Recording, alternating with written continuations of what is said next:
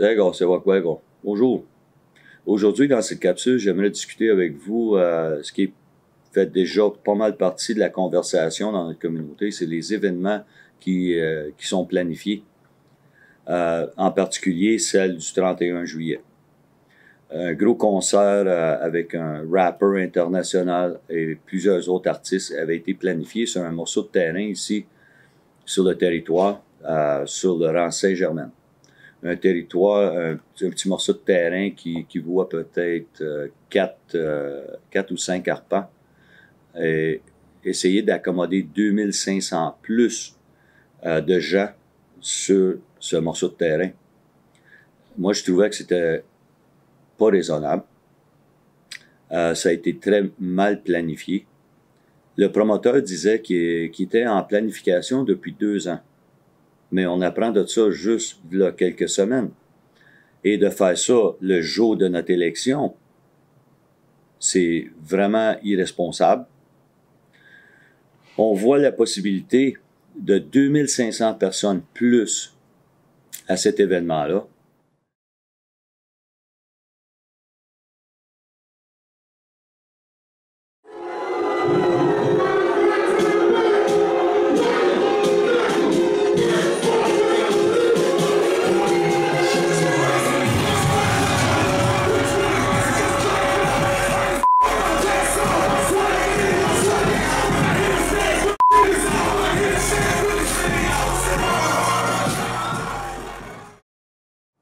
À cet événement-là, alcool et drogues sont consommés.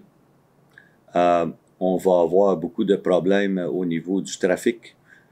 Les gens qui vont aller qui vont possiblement aller sur le terrain des autres, comme on a vu dans d'autres événements, sans permission. On a beaucoup de problématiques reliées à un événement de ce genre-là et de cette magnitude-là. C'est vraiment impensable. Surtout quand on voit le promoteur. Le promoteur nous dit, par des conversations, qu'il y avait la permission ou qu'il avait tout bien planifié et tout était pour être beau. Il avait été aussi loin que d'approcher les directeurs de l'école ici, l'école secondaire à la Trappe, l'école Saint-Pierre, pour essayer d'avoir une entente pour le stationnement pour 1000 autos. Alors, il avait faussement fait une demande au directeur disant qu'il y avait la permission du Conseil Mohawk, du comité d'intervention d'urgence ici pour la pandémie, la Sûreté du Québec et la Commission de la santé, ce qui était absolument faux à tous les niveaux. Aucune permission. Alors, quand les directeurs ont su que c'était faux, il a cancellé toute entente avec le promoteur pour le stationnement. Là, on voit le promoteur commencer à parler de dans sa demande, a même utilisé les pensionnats comme raison de démontrer bonne foi envers lui et son événement. J'ai trouvé ça un peu honteux.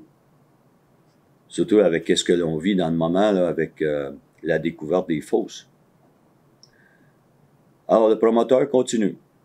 Là, il nous avise comme quoi que son événement va être 50% de qu'est-ce qu'il avait déjà pensé faire. Alors, ça nous amène quand même à 1200 plus de personnes. Et il veut changer le terrain de où il était, de 4 à 5 arpents, et de déménager juste en bas de la côte, sur le bord du lac des Deux-Montagnes, sur un terrain qui a un demi-arpent. Alors, 1200 plus sur un petit morceau de terrain. Alors, qu'est-ce qui va arriver? Vous pouvez imaginer. Alors, il parle de redevance, il parle de toutes sortes de belles choses, mais à date, toute la mauvaise foi qui a été démontrée nous induit à ne pas faire confiance à qu'est-ce qu'ils veulent promouvoir dans notre communauté à un niveau, un genre d'événement de ce genre-là. Alors, Je regarde aussi l'industrie du cannabis qui, pas toutes, mais certains supportent avoir des événements de ce genre-là. Parce qu'on voit qu'il y a aussi les intentions d'aller faire d'autres événements. C'est la façon de faire maintenant pour faire de l'argent. Pas beaucoup de redevances à la communauté. On a vu ici dans la Pinède le 12 juin, il y avait eu un événement où on a vu 4 à 500 personnes bloquer les chemins, des déchets partout. On a eu beaucoup de problèmes juste avec 4 à 500 personnes. Imaginez-vous 1200 personnes sur un petit lot. Alors, beaucoup de problèmes, pas beaucoup de bénéfices à la communauté. On démontre de mauvaise foi et on nous demande encore de faire confiance au promoteur qui va faire exactement ce qu'il dit qu'il va faire. Alors, de faire ça le 31 juillet, le jour de notre élection, peut aussi suppresser les gens qui voudraient venir exercer leur droit de vote dans notre élection.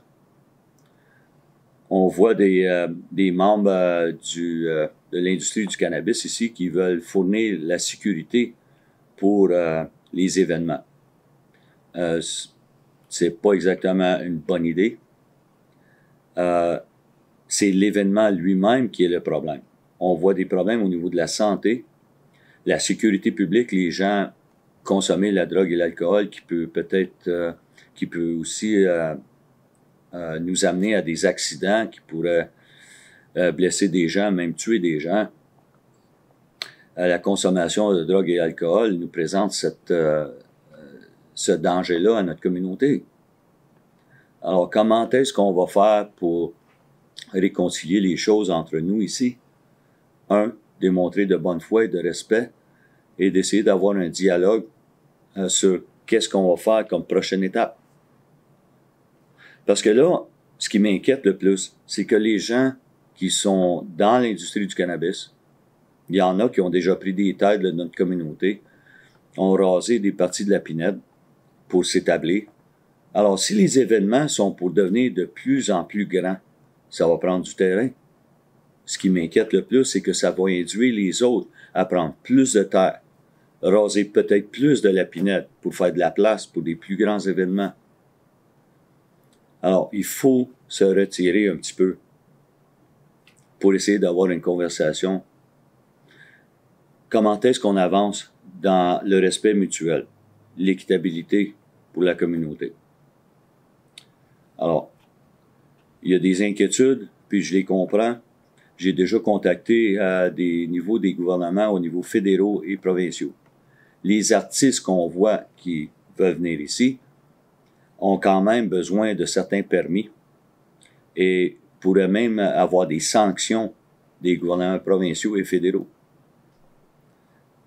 On voit aussi des problématiques avec la Sûreté du Québec. La Sûreté du Québec prend action. On est presque plus que confiant qu'il va y avoir une contre-réaction contre ça, ce qui peut mener à une autre confrontation, et ainsi de suite. On voit le pattern, comme on dit, évoluer. Alors, j'espère qu'on va pouvoir trouver le temps de pouvoir s'asseoir et de discuter et d'essayer de raisonner ensemble. Moi, je pense qu'on a le temps. On peut arriver avec des solutions. Mais c'est pas auto-réglementation du cannabis que l'industrie va s'auto-réglementer. Il faut demander à la communauté avant. C'est la seule façon d'avancer. Alors, je vous remercie pour votre temps et on se reparle sur la prochaine capsule. On va voir.